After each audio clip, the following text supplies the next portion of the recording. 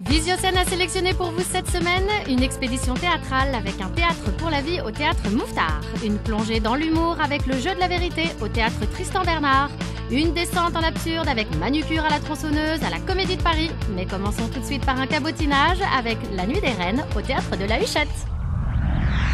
Imaginez Catherine de Médicis en entremetteuse, Élisabeth d'Angleterre en vierge effarouchée, et vous comprendrez les dessous de l'histoire. Jeu de l'amour et du pouvoir, La Nuit des Reines revisite l'histoire dans un badinage coquin et politiquement incorrect. La reine ayant vu ma tête en peinture, j'ai peine à croire qu'elle m'aime, mère. Moi, j'en suis sûr.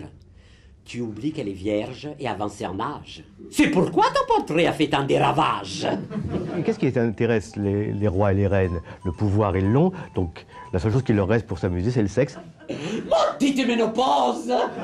Et justement, le problème d'Henri III, c'est qu'il aime bien sa sœur, il aime beaucoup sa sœur, la reine Margot. Et puis il y avait la mère, qui est Catherine de Médicis, que sa mère avait essayé de le marier à la reine d'Angleterre. Il doit bien y avoir moyen pourtant pour que ce mariage n'aboutisse jamais.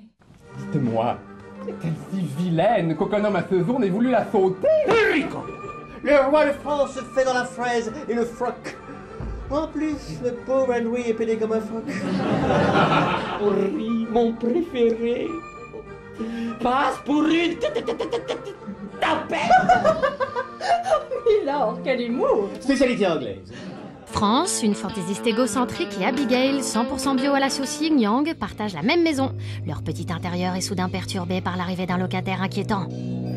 Manucure à la tronçonneuse, une comédie absurde et tranchante. Il a dit qu'il pouvait découper toutes sortes de trucs avec cette tronçonneuse, comme du bois, du plastique, et... les os.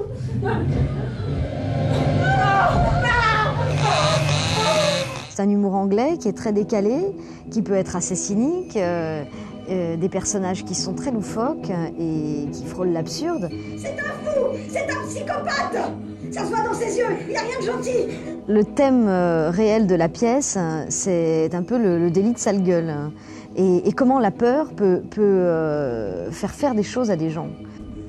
Tu vas devoir tuer cet enfoiré avant qu'il ne soit trop tard. Comment?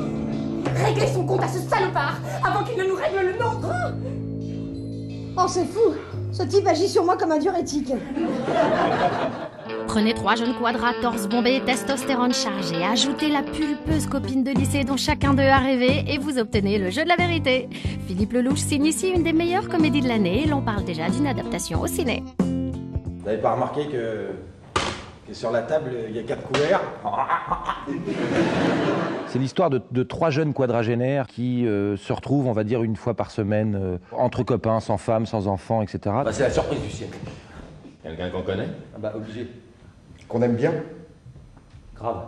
Adriana Carambeu? À l'un de ces dîners, celui qui reçoit le célibataire leur annonce qu'il a retrouvé la fille dont ils étaient tous amoureux au lycée. Margot? Margot Verneau? Je te crois pas. Ils attendent avec impatience dans un premier temps l'arrivée de cette fille. Bon, puis alors, je vous annonce, hein. Dès que Margot franchit cette porte, ça devient un match de rugby. Il n'y a plus d'amitié qui tienne, c'est chacun pour sa gueule.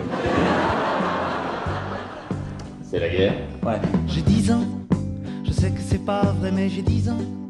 Laissez-moi rêver que j'ai 10 ans. Ouais, bah on est là tous les trois, on t'attend. Hein. Ça te dérange pas que j'entende rien là? Si, ferme ta gueule.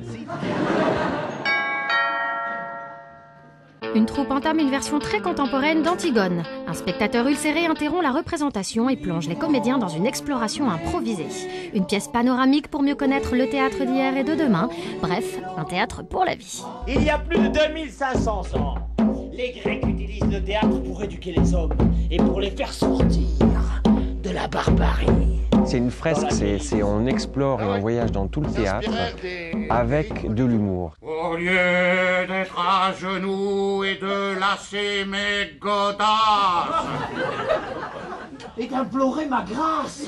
On va passer de toutes les époques et on va effectivement passer de l'émotion au rire, avec chaque fois pris sous l'angle de la découverte. C'est moi qui ai crevé mes yeux.